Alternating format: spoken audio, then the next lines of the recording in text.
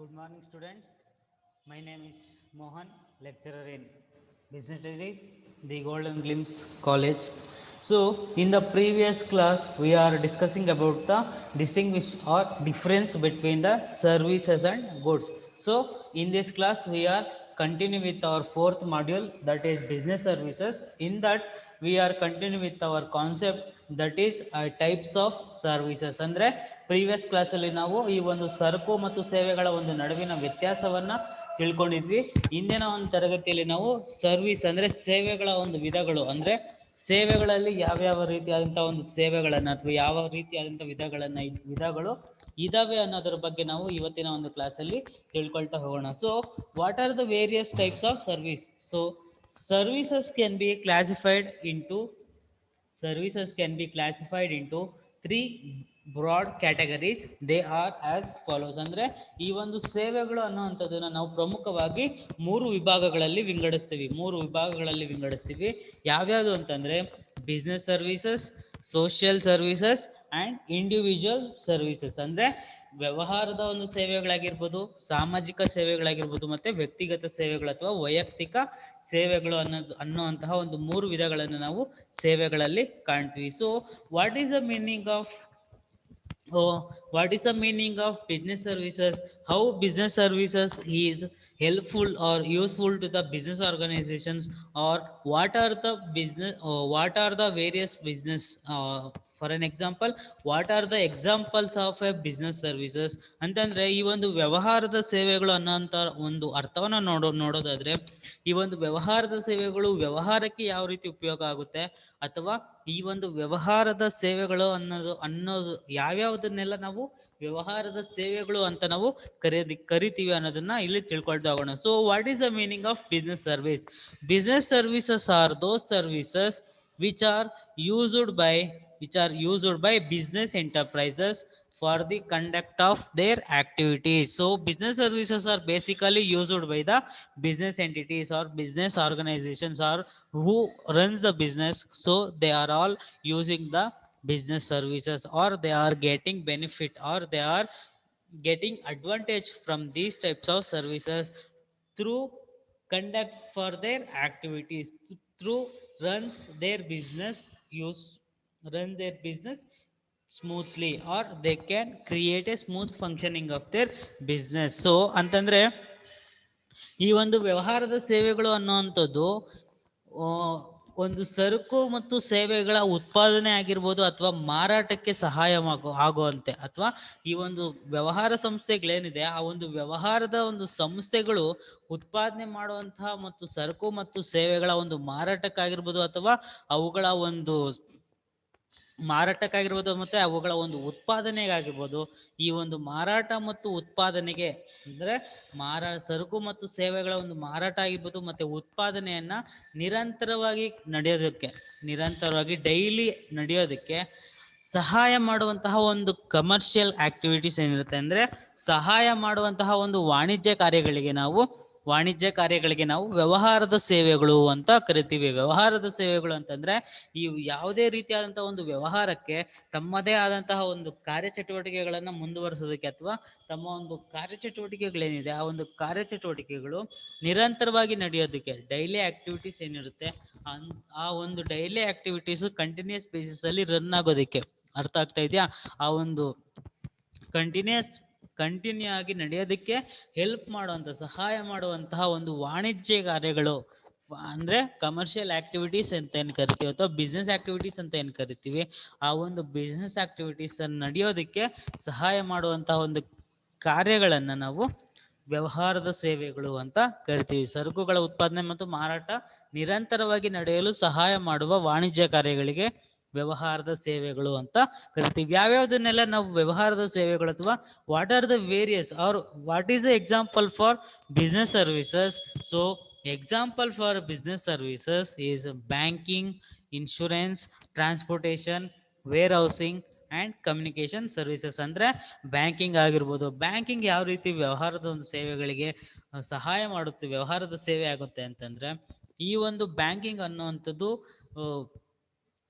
ನಾವು ಡೆಪಾಸಿಟನ್ನು ಮಾಡ್ಬೋದು ಮತ್ತು ವಿತ್ಡ್ರಾ ಕೂಡ ಮಾಡ್ಬೋದು. ಅಂತಹ ಒಂದು ಸೇವೆಗಳನ್ನು ಒದಗಿಸೋದಾಗಿರ್ಬೋದು, ಅಥವಾ ಲೋನ್ಸನ್ನು ರೈಸ್ ಮಾಡೋದಾಗಿರ್ಬೋದು, ಡೆಪಾಸಿಟ್ಸನ್ನು ಅಕ್ಸೆಪ್ಟ್ ಮಾಡೋದಾಗಿರ್ಬೋದು, ಮನಿಯನ್ನು ಲೆಂಡ್ ಮಾಡೋದಾಗಿರ್ಬೋದು, ಅಥವಾ various types of sources are various types of benefits provided by the banking sector. Insurance provide a security to the business organization.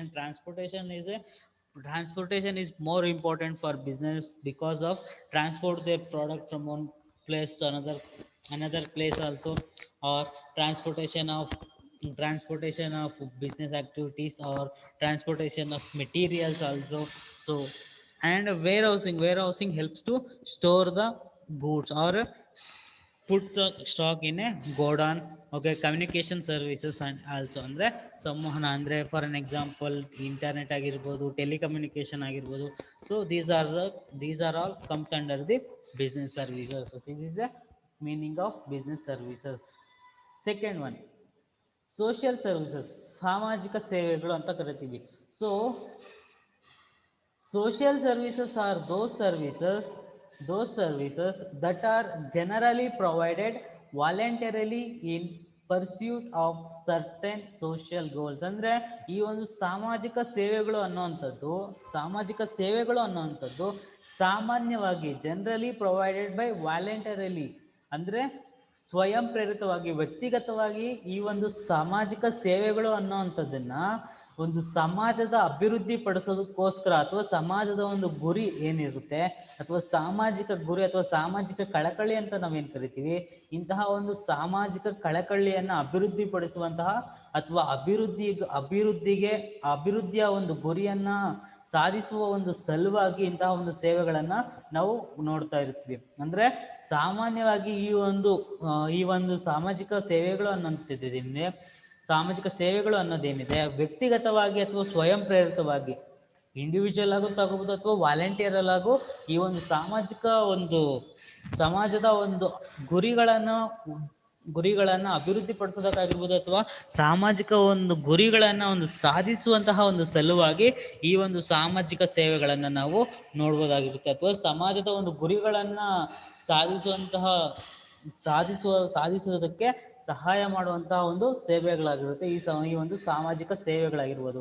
For an example, social services are those services that are generally provided voluntarily in pursuit of certain social goals. So social services are basically helpful to the society, which helps to increase or which helps to develop the organization, or help the society of the country. Okay, so for an example, healthcare and education services ಅಂದರೆ ವೈದ್ಯಕೀಯ ಆಗಿರುವ ಆರೋಗ್ಯ ಮತ್ತು ಶಿಕ್ಷಣ ಸೇವೆಗಳಾಗಿರ್ಬೋದು. So these social goals may be improve the standard of living for weaker section of the society. Basically, the social services are mainly improve or mainly focused on weaker section of the society who less than the below, or who living below poverty line. ಅಂದರೆ ಯಾರು ಬಡತನ ರೇಖೆಗಿಂತ ಕಡಿಮೆ ಇದ್ದಾರೆ ಅಥವಾ ಯಾರು ಬಡವರಾಗೇ ಇದ್ದಾರೆ ಅಂಥವರ ಒಂದು ಅಭಿವೃದ್ಧಿಗೋಸ್ಕರ, ಅವರ ಒಂದು ಜೀವನ ಮಟ್ಟವನ್ನು ಅಭಿವೃದ್ಧಿಪಡಿಸುವಲ್ಲಿ ಈ ಒಂದು ಸಾಮಾಜಿಕ ಸೇವೆಗಳು ಅನ್ನುವಂಥದ್ದು ಸಹಾಯ ಆಗುವಂಥದ್ದು. So to provide educational services to their children or provide health care and hygienic conditions in a slum areas. ಅಂದರೆ ನಾವೇನು ಸ್ಲಮ್ ಅಂತ ಕರಿತೀವಿ ಅಥವಾ ಸ್ಲಮ್ ಏರಿಯಾಸ್ ಅಂತ ಏನು ಕರಿತೀವಿ, ಅಂತಹ ಒಂದು ಜಾಗದಲ್ಲಿ ವಾಸ ಮಾಡ್ತಾ ಇರುವಂತಹ who lived in the place of slum area. So that type of areas the social services are more helpful. ಅಂತಂದರೆ ಈ ಸ್ಲಮ್ ಏರಿಯಾನ ಕಡೆ ಅಲ್ಲಿನ ಒಂದು ಪರಿಸ್ಥಿತಿಯನ್ನು ನಾವು ಗಮನಕ್ಕೆ ತಗೊಂಡಾಗ ಈ ಸ್ಲಮ್ ಏರಿಯಾಗಳಲ್ಲೆಲ್ಲ ಏನಾಗಿರುತ್ತೆ ಅಂದರೆ ಒಂದು ಶಿಕ್ಷಣ ಮಟ್ಟ ಅನ್ನೋದು ಕಡಿಮೆ ಆಗಿರುತ್ತೆ, ಜನರ ಜೀವನ ಮಟ್ಟನೂ ಅಷ್ಟರಲ್ಲೇ ಇರುತ್ತೆ, ಅದೇ ರೀತಿ ಅವರ ಒಂದು ಆರೋಗ್ಯದ ಪರಿಸ್ಥಿತಿಯೂ ಕೂಡ ಏರುಪೇರಾಗ್ತಾ ಇರುತ್ತೆ ಅಥವಾ ಉತ್ತಮವಾಗಿರೋದಿಲ್ಲ. ಅಂತಹ ಒಂದು ಸ್ಥಳಗಳ ಒಂದು ಅಭಿವೃದ್ಧಿ ಪಡಿಸೋದಕ್ಕೋಸ್ಕರ ಈ ಒಂದು ಸಾಮಾಜಿಕ ಸೇವೆಗಳು ಅನ್ನುವಂಥದ್ದು ಸಹಾಯ ಆಗುತ್ತೆ. ಹಾಗಾಗಿ ಸಾಮಾಜಿಕ ಸೇವೆಗಳು ಅನ್ನುವಂಥದ್ದು ಈ ಒಂದು ಸಾಮಾಜಿಕ ಒಂದು ಗುರಿ ಏನಿರುತ್ತೆ ಆ ಒಂದು ಸಾಮಾಜಿಕ ಗುರಿಯನ್ನು ಅಭಿವೃದ್ಧಿಪಡಿಸೋದಕ್ಕೆ ಅಥವಾ ಆ ಒಂದು ಗುರಿಯನ್ನು ತಲುಪೋದಕ್ಕೆ, ಆ ಒಂದು ಗುರಿಯನ್ನು ಈಡೇರಿಸಿಕೊಳ್ಳೋದಕ್ಕೆ ಈ ಒಂದು ಸಾಮಾಜಿಕ ಸೇವೆಗಳು ಅನ್ನುವಂಥದ್ದು ಸಹಾಯ ಆಗುವಂಥದ್ದು. Third one, third one personal services ಅಂದರೆ ವೈಯಕ್ತಿಕ ಅಥವಾ ವ್ಯಕ್ತಿಗತ ಅಥವಾ ವೈಯಕ್ತಿಕ ಸೇವೆಗಳು ಅಂತ ನಾವೇನು ಕರಿತೀವಿ. ವೈಯಕ್ತಿಕ ಸೇವೆಗಳು personal services are those services which are experienced differently by different customers. They will differ depending upon the service provider. For an example, tourism, recreational services, restaurants. So personal services are those services which are experienced differently. ಅಂತಂದ್ರೆ ಈ ಒಂದು ವ್ಯಕ್ತಿಗತ ಸೇವೆಗಳು ಅನ್ನುವಂಥದ್ದು ವಿವಿಧ ಗ್ರಾಹಕರಿಗೆ ವಿವಿಧ ರೀತಿಯಲ್ಲಿ ಒಂದು ಎಕ್ಸ್ಪೀರಿಯನ್ಸ್ ಅನ್ನು ಆಗುವಂಥದ್ದು. ಯಾಕಂದ್ರೆ ಒಬ್ಬ ವ್ಯಕ್ತಿಗೆ ಆದಂತಹ ಒಂದು ಅನುಭವ ಇನ್ನೊಬ್ಬ ವ್ಯಕ್ತಿಗೆ ಆಗಬೇಕು ಅನ್ನುವಂತಹ ಒಂದು ರೂಲ್ಸು ಇರೋದಿಲ್ಲ. ಯಾಕಂತಂದ್ರೆ ಈಗ basically the individual perspective or individual experience or individual requirement are different from the another person. That's why the experience of the services also different from the other customers. ಅಂದ್ರೆ ಒಬ್ಬ ಗ್ರಾಹಕನಿಂದ ಒಬ್ಬ ಗ್ರಾಹಕನಿಗೆ ಆದಂತಹ ಒಂದು ಅನುಭವ ಇನ್ನೊಬ್ಬ ಗ್ರಾಹಕನಿಗೆ ಆಗುವಂತಹ ಅನುಭವ ಬೇರೆ ಬೇರೆ ಆಗಿರುತ್ತೆ. ಹಾಗಾಗಿ ಈ ಒಂದು ವ್ಯಕ್ತಿಗತ ಸೇವೆಗಳು ಅನ್ನುವಂಥದ್ದು ವ್ಯಕ್ತಿಯ ಒಂದು ಅನುಭವದ ಮೇಲೆ ಡಿಪೆಂಡ್ ಆಗಿರುವಂಥದ್ದು, ಅವಲಂಬಿತ ಆಗಿರುವಂಥದ್ದು. ಹಾಗಾಗಿ ಈ ಒಂದು ವೈಯಕ್ತಿಕ ಸೇವೆಗಳು ವಿವಿಧ ಗ್ರಾಹಕರಿಗೆ ವಿವಿಧ ರೀತಿಯಲ್ಲಿ ಅನುಭವವನ್ನು ತಂದುಕೊಡುವಂತಹ ಒಂದು ಸೇವೆಗಳು, ವಿವಿಧ ರೀತಿಯಲ್ಲಿ ಅನುಭವವನ್ನು ತಂದುಕೊಡುವಂತಹ ಒಂದು ಸೇವೆಗಳು ಆಗಿರುತ್ತೆ. ಯಾವ ರೀತಿ ಅಂತಂದ್ರೆ ಫಾರ್ ಅನ್ ಎಕ್ಸಾಂಪಲ್ ಮನೋರಂಜನೆ ಸೇವೆ. ಫಾರ್ ಅನ್ ಎಕ್ಸಾಂಪಲ್ ಈಗ ನಾವು ಒಂದು ಮೂವಿ ಥಿಯೇಟರ್ಗೆ ಹೋದಾಗ ಒಂದು ಮೂವಿಯನ್ನು ನೋಡ್ತಿರ್ಬೇಕಾದ್ರೆ ಒಂದು ಡೆವಿಲ್ ಮೂವಿ ಅಂತ ಅಂದ್ರೆ ಒಂದು ದೆವ್ವದ ಒಂದು ಮೂವಿಯನ್ನು ನೋಡ್ತಾ ಇದ್ರೆ ಒಬ್ಬೊಬ್ರಿಗೆ ಒಂದೊಂದ್ ತರ, ಒಬ್ರು ಭಯ ಪಡ್ಬೋದು, ಒಬ್ರು ಇಂಟ್ರೆಸ್ಟಿಂಗ್ ಆಗಿ ನೋಡ್ಬೋದು, ಒಬ್ರು ಇನ್ನೊಂದ್ ತರ ಫೀಲ್ಡಿಂಗ್ ಅನ್ನ ಎಕ್ಸ್ಪ್ರೆಸ್ ಮಾಡೋ ರೀತಿ. ಹಾಗಾಗಿ ಈ ಒಂದು ಪರ್ಸನಲ್ ಸರ್ವಿಸಸ್ ಅನ್ನೋವಂಥದ್ದು ಡಿಫ್ರೆಂಟ್ಲಿ ಬೈ ಡಿಫ್ರೆಂಟ್ ಕಸ್ಟಮರ್ಸ್, ಅಂದ್ರೆ ವಿವಿಧ ಗ್ರಾಹಕರಿಗೆ ವಿವಿಧ ರೀತಿಯಲ್ಲಿ ಅನುಭವವನ್ನು ತಂದುಕೊಡುವಂತಹ ಒಂದು ಸೇವೆಗಳಾಗಿರುತ್ತೆ. ಅದೇ ರೀತಿ ಈ ಒಂದು ವ್ಯಕ್ತಿಗತ ಅಥವಾ ವೈಯಕ್ತಿಕ ಸೇವೆಗಳಿಗೆ ವಿವಿಧ ಉದಾಹರಣೆಗಳನ್ನು ನೋಡಿದ್ರೆ ಮನೋರಂಜನೆ ಆಗಿರ್ಬೋದು, ಅಥವಾ ಪ್ರವಾಸೋದ್ಯಮ ಆಗಿರ್ಬೋದು, ವಿಶ್ರಾಂತಿ ಗೃಹಗಳಾಗಿರ್ಬೋದು, ಅಂತಂದ್ರೆ ರೀಕ್ರಿಯೇಷನಲ್ ಸರ್ವಿಸಸ್ ಆಗಿರ್ಬೋದು, ಅಥವಾ ರೆಸ್ಟೋರೆಂಟ್ಸ್ ಆಗಿರ್ಬೋದು, ಟೂರಿಸಂ ಅಂದ್ರೆ ಪ್ರವಾಸೋದ್ಯಮ ಆಗಿರ್ಬೋದು. ಹಾಗಾಗಿ ಈ ಸೇವೆ ಒದಗಿಸುವ ವಿವಿಧ ವ್ಯಕ್ತಿ ಅಥವಾ ಸಂಸ್ಥೆಗಳ ಆಧಾರದ ಮೇಲೆ ಬೇರೆಯಾಗಿರುತ್ತವೆ. ಅಂತಂದ್ರೆ ಯಾವ ಒಂದು ಕಂಪನಿಗಳು ಅಥವಾ ಯಾವ ಒಂದು ಸಂಸ್ಥೆಗಳು ಈ ಒಂದು ವ್ಯಕ್ತಿಗತ ಅಥವಾ ವೈಯಕ್ತಿಕ ಸೇವೆಗಳನ್ನು ಒದಗಿಸುತ್ತೆ, ಆ ಒಂದು ವೈಯಕ್ತಿಕ ಸೇವೆಗಳು ವಿವಿಧ ವ್ಯಕ್ತಿಗಳ ಒಂದು ಆಧಾರದ ಮೇಲೆ, based on customers requirement or based on customer basis, the services provided by a organization. The services are provided by any company or institutions. Okay, so next concept is business services. In the above concept we are just know the meaning of what is business services, what are the various examples for business services. In the particular concept we are deeply understanding the concept. So what is business services? So business services today's world is tough competition where the survival of the fittest is the rule. ಅಂದ್ರೆ ಪ್ರಸ್ತುತ ನಾವು ವ್ಯವಹಾರದ ಒಂದು ಸೇವೆಗಳನ್ನು ನೋಡೋದಾಗ್ಲಿ ಆಗಿರ್ಬೋದು, ಅಥವಾ ವ್ಯವಹಾರದ ಒಂದು ಸೇವೆಗಳನ್ನು ನೋಡೋದಾಗಿರ್ಬೋದು. ಈ ಒಂದು ವ್ಯವಹಾರದ ಸೇವೆಗಳು ಅನ್ನುವಂಥದ್ದು ಪ್ರಸ್ತುತ ಮಾರುಕಟ್ಟೆಯಲ್ಲಿ ಒಂದು ಕಾಂಪಿಟೇಷನ್ ಅನ್ನ ಏನಿರುತ್ತೆ, ಕಾಂಪಿಟೇಷನ್ ಅಂತಂದ್ರೆ ಒಂದು ಪೈಪೋಟಿ ಏನಿರುತ್ತೆ, ಕಠಿಣವಾಗಿರುತ್ತೆ. ಪೈಪೋಟಿ, ಟಫ್ ಕಾಂಪಿಟೇಷನ್. ಈಗ ಪ್ರತಿಯೊಂದು ಸೆಕ್ಟರ್ ಅನ್ನ ನಾವು ನೋಡಿರ್ಬೋದು.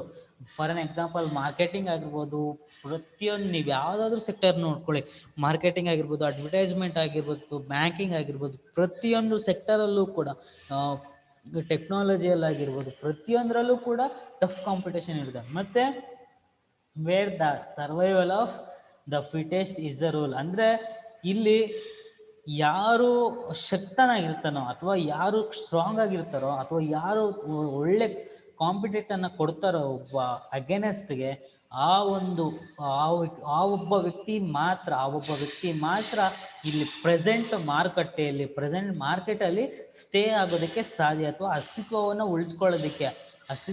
ಉಳಿಸ್ಕೊಳ್ಳೋದಕ್ಕೆ ಸಾಧ್ಯ ಆಗುತ್ತೆ. ಯಾಕಂತಂದ್ರೆ ಈಗ ಫಾರ್ ಎನ್ ಎಕ್ಸಾಂಪಲ್ ನೋಡೋದಾದ್ರೆ ನಾವು ಈಗ ಫಾರ್ ಎನ್ ಎಕ್ಸಾಂಪಲ್ ನೋಡೋದಾದ್ರೆ ಒಂದು ಬಿಸ್ನೆಸ್ ಆರ್ಗನೈಸೇಷನ್ನು ಲಾಸಲ್ಲಿ ನಡೀತಾ ಇದೆ ಅಂತಂದರೆ ಅದು ಮಾರ್ಕೆಟಲ್ಲಿ ಸರ್ವೈವ್ ಆಗೋದಕ್ಕೆ ಆಗೋದಿಲ್ಲ. ಯಾಕಂತಂದರೆ ಅದರ ಒಂದು ಪರ್ಫಾರ್ಮೆನ್ಸ್ ಏನಿದೆ, ಅದರ ಒಂದು performance less than the other competitors. Okay, when the performance of the company less than the other competitors, so that type of company did not survive in the market. ಅಂತಂದ್ರೆ ಈಗ ಯಾವ ಒಂದು ಕಂಪನಿ ಇತರ ಒಂದು ಕಂಪನಿಗಳ ಒಂದು ಪರ್ಫಾರ್ಮೆನ್ಸ್ ಏನಿದೆ, ಆ ಒಂದು ಪರ್ಫಾರ್ಮೆನ್ಸ್ಗಿಂತ ಕಡಿಮೆ ಇದ್ದಾಗ ಅದು ಮಾರ್ಕೆಟಲ್ಲಿ ಜಾಸ್ತಿ ದಿನ ಉಳಿಯೋದಕ್ಕೆ ಆಗೋದಿಲ್ಲ. ಹಾಗಾಗಿ ಯಾರ ಒಂದು ಪೈಪೋಟಿ ಅಥವಾ ಯಾರ ಒಂದು ಪರ್ಫಾರ್ಮೆನ್ಸ್ ಏನಿದೆ, ಯಾರ ಒಂದು ಪರ್ಫಾರ್ಮೆನ್ಸ್ ಜಾಸ್ತಿ ಇದ್ದಾಗ, ಆ ಒಂದು ಪರ್ಫಾರ್ಮೆನ್ಸ್ ಯಾರ್ದು ಜಾಸ್ತಿ ಇರುತ್ತೋ ಅಥವಾ ಒಂದು ಕಾಂಪಿಟೇಷನ್ ಲೆವೆಲ್ ಯಾವಾಗ ಟಫ್ ಆಗಿರುತ್ತೋ ಅವರು ಮಾರ್ಕೆಟಲ್ಲಿ ಸರ್ವೈವ್ ಆಗೋದಕ್ಕೆ, ಅಂದರೆ they can stay A long period of time in the market. Okay, ಹಾಗಾಗಿ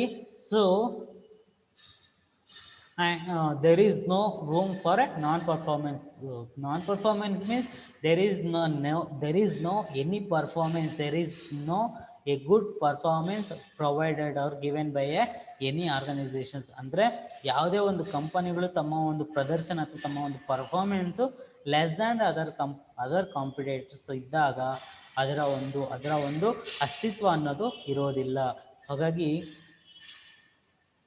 hence companies tend to stick to what they can do best. ಅಂದರೆ ಹಾಗಾಗಿ ಕಂಪನಿಗಳು ಏನು ಮಾಡಬೇಕು ಅಂತಂದರೆ ಅವರು ಒಂದ್ರ ಮೇಲೆ ಸ್ಟಿಕ್ ಆನ್ ಆಗುವಂಥದ್ದು, ಅಂದರೆ ಅವರು ಏನನ್ನ ಮಾಡಬೇಕು ಅನ್ನೋದ್ರ ಬಗ್ಗೆ ಒಂದು ಏನು ಮಾಡಬೇಕು ಅನ್ನೋದ್ರ ಬಗ್ಗೆ ಒಂದು ಚಿಂತೆಯನ್ನು ಇಟ್ಕೊಂಡಿರ್ಬೇಕಾಗುತ್ತೆ. ಯಾಕಂತಂದರೆ when they have a proper goal, when they have a proper objective, they can survive more, they can survive or they have to survive in the market. ಅಂತಂದರೆ ಅವರ ಒಂದು ಆಬ್ಜೆಕ್ಟಿವ್ ಉದ್ದೇಶ ಮತ್ತು ಗುರಿ ಕರೆಕ್ಟಾಗಿ ಇದ್ದಾಗ ಏನನ್ನ ಮಾಡಬೇಕು, ನಾವು ಯಾವ ರೀತಿಯಾದಂಥ ಒಂದು ಕಸ್ಟಮರ್ಸ್ನ ಅಟ್ರ್ಯಾಕ್ಟ್ ಮಾಡಬೇಕು ಅಥವಾ ಕಸ್ಟಮರ್ಸ್ಗೆ ಯಾವ ರೀತಿಯಾದಂಥ ಒಂದು ಗೂಡ್ಸ್ ಆ್ಯಂಡ್ ಸರ್ವಿಸಸನ್ನು ಪ್ರೊವೈಡ್ ಮಾಡಬೇಕು ಅನ್ನೋದ್ರ ಬಗ್ಗೆ ಒಂದು ಸ್ಟ್ಯಾಂಡ್ ಅನ್ನು ಮಾಡಿಕೊಂಡ್ರೆ ಅವರ ಒಂದು ಸರ್ವೈವಲ್ಲು ತುಂಬ ಬೆಸ್ಟ್ ಆಗಿರುತ್ತೆ. ಯಾಕಂತಂದರೆ ಒಂದು ಕಂಪನಿ ಏನಿದೆ, ಆ ಕಂಪನಿ ಅವ್ರು ಏನು ಮಾಡಬೇಕು ಅನ್ನೋದ್ರ ಬಗ್ಗೆ ಅಥವಾ ಅವ್ರು ಏನು ಮಾಡ್ತಾ ಇದೀವಿ ಅನ್ನೋದ್ರ ಬಗ್ಗೆ ಒಂದು ನಿಲುವನ್ನು ಹೊಂದಿದ್ರೆ ಅವರು ಕಂಪನಿಯ ಒಂದು ಗೋಲನ್ನು ರೀಚ್ ಆಗೋದಕ್ಕೆ ಸಾಧ್ಯ ಆಗುತ್ತೆ. ಹಾಗಾಗಿ ಈ ಒಂದು ಕಂಪನಿಯ ಗೋಲ್ ಅನ್ನೋಂಥದ್ದು ಬಿಸ್ನೆಸ್ ಸರ್ವಿಸಸ್ಗೆ ಹೇಗೆ ಹೆಲ್ಪ್ಫುಲ್ ಅಥವಾ ಕಂಪನಿಗೆ ಈ ಒಂದು ಬಿಸ್ನೆಸ್ ಸರ್ವಿಸಸ್ ಹೇಗೆ ಹೆಲ್ಪ್ ಆಗುತ್ತೆ ಅಂದರೆ, ಯಾವಾಗ ಒಂದು ಬಿಸ್ನೆಸ್ ಸರ್ವಿಸಸ್ಸು ಬಿಸ್ನೆಸ್ಗೆ ಸಪೋರ್ಟ್ ಆಗಿರುತ್ತೋ ಆಗ ಆಟೋಮ್ಯಾಟಿಕ್ ಆಗಿ ಬಿಸ್ನೆಸ್ಸು ತುಂಬ ದಿನ ಸರ್ವೈವ್ ಆಗೋದಕ್ಕೆ ಹೆಲ್ಪ್ಫುಲ್ ಆಗುತ್ತೆ. ಫಾರ್ ಎನ್ ಎಕ್ಸಾಂಪಲ್ ನೋಡೋದಾದರೆ, ಬಿಸ್ನೆಸ್ ಸರ್ವಿಸಸ್ include the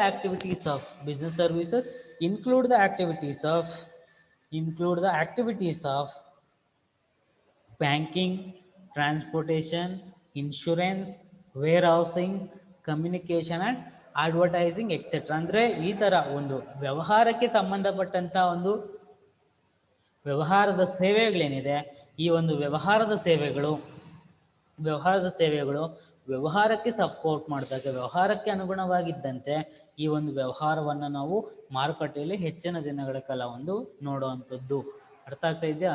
ಹಾಗಾಗಿ ಈ ಇಂದಿನ ಜಗತ್ತು ಕಠಿಣ ಪೈಪೋಟಿಯಾಗಿದೆ. ಅಂದರೆ there is a tough competition in the market.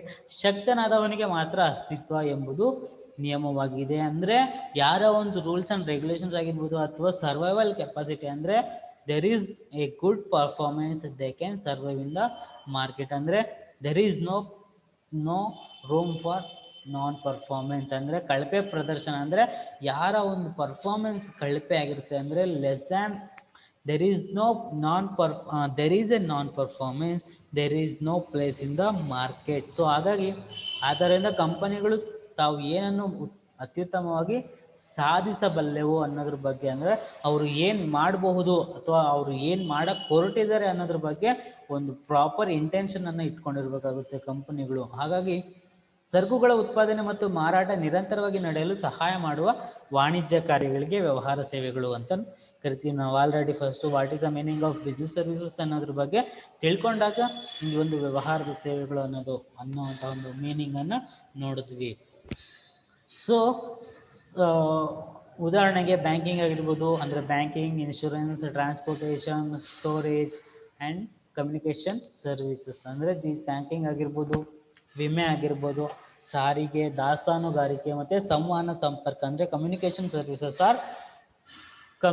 Services R example for A business services. So next concept is we are discussing each and every business services deeply, or we can understand thoroughly. So first one is banking. This is a first concept in a business services. ಅಂದರೆ ಈ ಒಂದು ವ್ಯವಹಾರದ ಸೇವೆಗಳಲ್ಲಿ ಬ್ಯಾಂಕಿಂಗ್ನ ಒಂದು ಪಾತ್ರವನ್ನು ನಾವು ನೋಡೋದಾದರೆ, ಬ್ಯಾಂಕಿಂಗ್ ಹೇಗೆ ತನ್ನ ಕಾರ್ಯವನ್ನು ನಿರ್ವಹಿಸುತ್ತೆ ಅಂತಂದರೆ, commercial banks are an important institutions in the economy for providing institutional credit to its customers. A banking company in India is the one which transacts the business of banking, which means accepting for the purpose of lending and investment of deposits of money from the public, repayable on demand or otherwise, and withdrawal by checks, draft, order or otherwise. ಅಂದರೆ banking ಅನ್ನೋವಂಥದ್ದು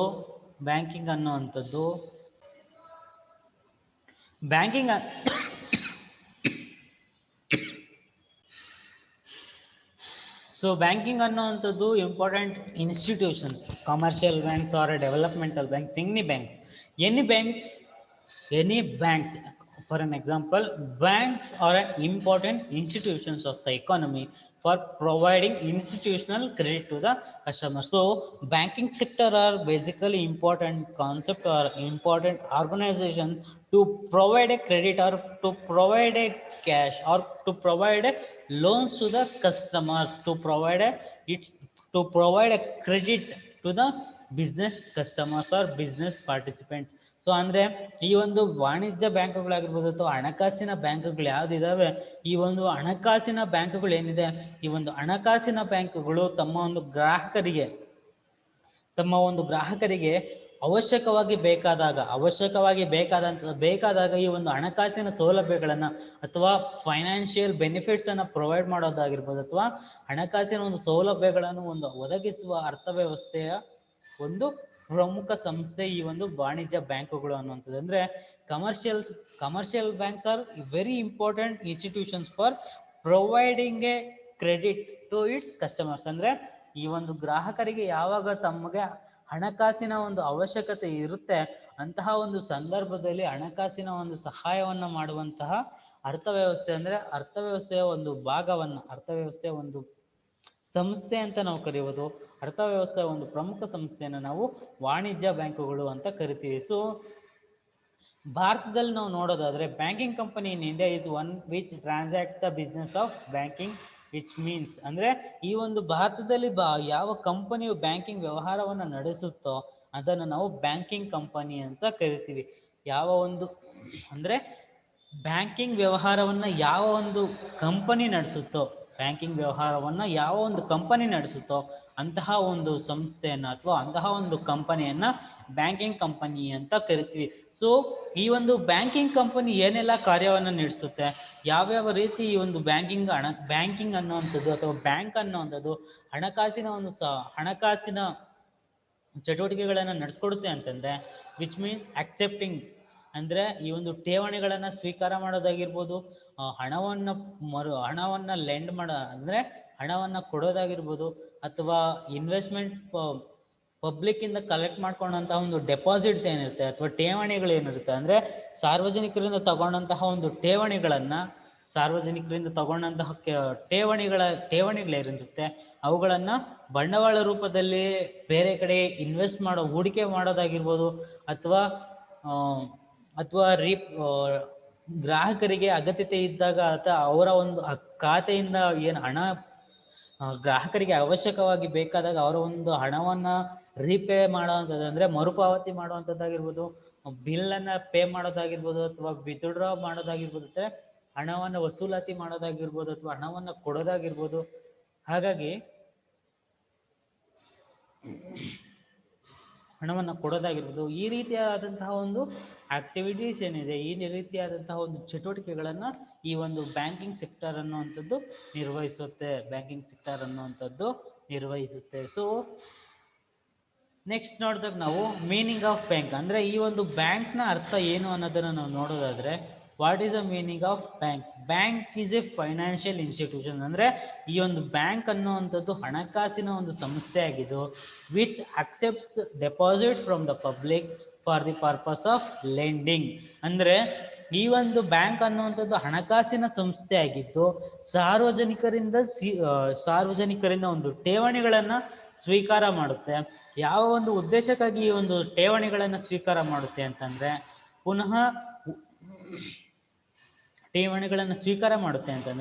ಪುನಃ ಅದನ್ನು ಸಾಲದ ರೂಪದಲ್ಲಿ ಅಥವಾ ಹೂಡಿಕೆಯ ರೂಪದಲ್ಲಿ, lending and investment of deposits of money from the public ಅಂತಂದರೆ ಸಾರ್ವಜನಿಕರಿಂದ ಏನು ಸಂಗ್ರಹ ಮಾಡಿಕೊಳ್ಳುತ್ತೆ ಠೇವಣಿಗಳನ್ನು, ಈ ಒಂದು ಠೇವಣಿಗಳನ್ನು ಸಂಗ್ರಹ ಮಾಡಿಕೊಂಡಂತಹ ಒಂದು ಠೇವಣಿಗಳನ್ನು ಬೇರೆಯವರಿಗೆ ಇತರೆ ಒಂದು ವ್ಯವಹಾರ ಸಂಸ್ಥೆಗಳು ಏನಿರುತ್ತೆ ಆ ಒಂದು ವ್ಯವಹಾರ ಸಂಸ್ಥೆಗಳಿಗೆ ಏನು ಹಣದ ಅವಶ್ಯಕತೆ ಇರುತ್ತೆ, ಆ ಹಣದ ಅವಶ್ಯಕತೆ ಇದ್ದಾಗ ಅಂತಹ ಒಂದು ಕಂಪನಿಗಳಿಗೆ ಹಣವನ್ನು ಕೊಡೋದಾಗಿರ್ಬೋದು, ಮತ್ತು ಠೇವಣಿಗಳೇನಿರುತ್ತೆ ಆ ಒಂದು ಠೇವಣಿಗಳನ್ನು ಇನ್ವೆಸ್ಟ್ಮೆಂಟ್ಗೆ ಕನ್ವರ್ಟ್ ಮಾಡುತ್ತೆ. ಅಂದರೆ the bank can convert the deposits into the investment. ಅಂದರೆ ಈ ಒಂದು ಠೇವಣಿಗಳನ್ನು ಹೂಡಿಕೆ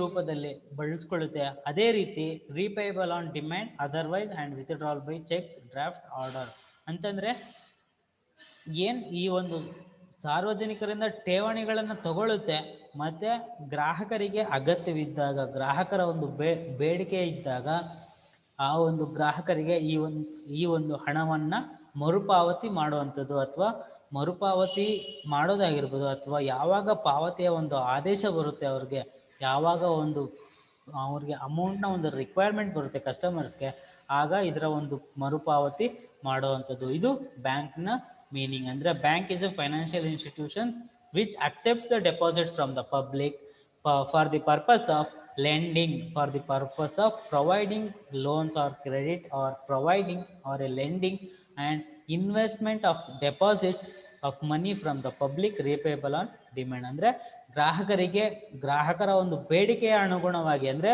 ಒಂದು ಸಲ ಡೆಪಾಸಿಟ್ ಮಾಡಿದಂತಹ ಒಂದು ಹಣವನ್ನು ಮತ್ತೆ ರೀಪೇಮೆಂಟ್ ಮಾಡುವಂಥದ್ದು ಪಬ್ಲಿಕ್ ಡಿಮ್ಯಾಂಡ್ ಬಂದಾಗ ಮಾತ್ರ. ಪಬ್ಲಿಕ್ ಡಿಮ್ಯಾಂಡ್ ಯಾವಾಗ ಕ್ರಿಯೇಟ್ ಆಗುತ್ತೋ ಅಂತಹ ಒಂದು ಸಿಚುವೇಶನಲ್ಲಿ ಈ ಒಂದು ಬ್ಯಾಂಕು ತಮ್ಮ ಒಂದು ಅಮೌಂಟ್ ಏನಿರುತ್ತೆ ಅಥವಾ ಒಂದು ಡೆಪಾಸಿಟ್ನ ವ್ಯಾಲ್ಯೂ ಏನಿದೆ ಆ ಒಂದು ಡೆಪಾಸಿಟ್ನ ವ್ಯಾಲ್ಯೂ ರೀಪೇ ಮಾಡುವಂಥದ್ದು on the basis of demand of the customers, and also withdrawal by a cheque, draft and orders. ಅಂದರೆ ಗ್ರಾಹಕರ ಒಂದು ಬೇಡಿಕೆಗೆ ಅನುಗುಣವಾಗಿ ಅವರ ಒಂದು ಹಣವನ್ನು ವಾಪಸ್ ಕೊಡೋದಕ್ಕೆ ಬ್ಯಾಂಕುಗಳಿಗೆ ಚೆಕ್ ಮುಖಾಂತರ ವಾಪಸ್ ತಗೋಬೋದು, ಅಥವಾ ಡ್ರಾಫ್ಟನ್ನು ತಗೋಬೋದು, ಅಥವಾ ಆರ್ಡರನ್ನು ಮಾಡುವಂಥದ್ದು. ಹಾಗಾಗಿ ಈ ಒಂದು ಬ್ಯಾಂಕ್ ಅನ್ನುವಂಥದ್ದು ಎಲ್ಲ ಸೇವೆಗಳನ್ನು ಒದಗಿಸುತ್ತೆ. Next one, meaning of banking. ಬ್ಯಾಂಕಿಂಗ್ನ ಒಂದು ಅರ್ಥವನ್ನು ನೋಡೋದಾದರೆ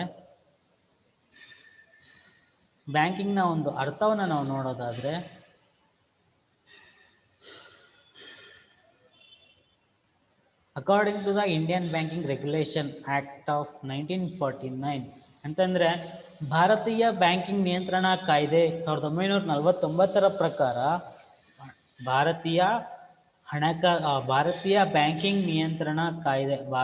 ಬ್ಯಾಂಕಿಂಗ್ ನಿಯಂತ್ರಣಾ ಕಾಯ್ದೆ ಏನಿದೆ ಭಾರತೀಯ ಬ್ಯಾಂಕಿಂಗ್ ನಿಯಂತ್ರಣ ಕಾಯ್ದೆ 1949 ಪ್ರಕಾರ banking means accepting of deposits from the public for the purpose of lending or investment of deposits, and the same deposits are repayable to the customers when demanded.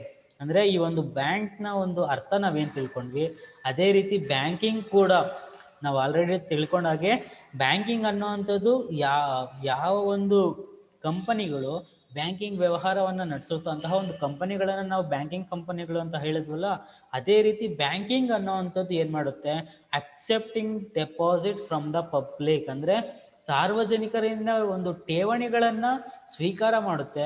ಯಾವ ಒಂದು ಉದ್ದೇಶಕ್ಕಾಗಿ ಠೇವಣಿಗಳನ್ನು ಸ್ವೀಕಾರ ಮಾಡುತ್ತೆ ಅಂತಂದರೆ, ಸಾಲದ ರೂಪದಲ್ಲಿ ನೀಡೋದಕ್ಕಾಗಿರ್ಬೋದು ಅಥವಾ ಹೂಡಿಕೆ ರೂಪದಲ್ಲಿ ಆ ಒಂದು ಠೇವಣಿಗಳನ್ನು ಸ್ವೀಕಾರ ಮಾಡುತ್ತೆ. ಅದರ ಜೊತೆಗೆ ಯಾವಾಗ ಒಂದು ಗ್ರಾಹಕರ ಬೇಡಿಕೆ ಬರುತ್ತೋ ತಮ್ಮ ಒಂದು ಹಣಕ್ಕೆ, ಅಂದರೆ ಗ್ರಾಹಕರ ಬೇಡಿಕೆ ಯಾವಾಗ ಬರುತ್ತೋ ತಮ್ಮ ಹಣಕ್ಕೆ, ಅಂತಹ ಸಂದರ್ಭದಲ್ಲಿ ಏನು ಠೇವಣಿಗಳನ್ನು ಸ್ವೀಕಾರ ಮಾಡಿರುತ್ತೆ ಬ್ಯಾಂಕಿಂಗು ಅಥವಾ ಯಾವ ಒಂದು ಬ್ಯಾಂಕು ಠೇವಣಿಗಳನ್ನು ಸ್ವೀಕಾರ ಮಾಡಿರುತ್ತೆ ಅಂತಹ ಒಂದು ಠೇವಣಿಗಳನ್ನು ಮರುಪಾವತಿ ಮಾಡುತ್ತೆ. ಅಂತಹ ಒಂದು ಠೇವಣಿಗಳನ್ನ ಮರುಪಾವತಿ ಮಾಡುತ್ತೆ. ಅಂತಹ ಒಂದು ಚಟುವಟಿಕೆಯನ್ನು ನಾವು ಬ್ಯಾಂಕಿಂಗ್ ಅಂತ ಕರಿತೀವಿ. ಅಂದರೆ ಭಾರತೀಯ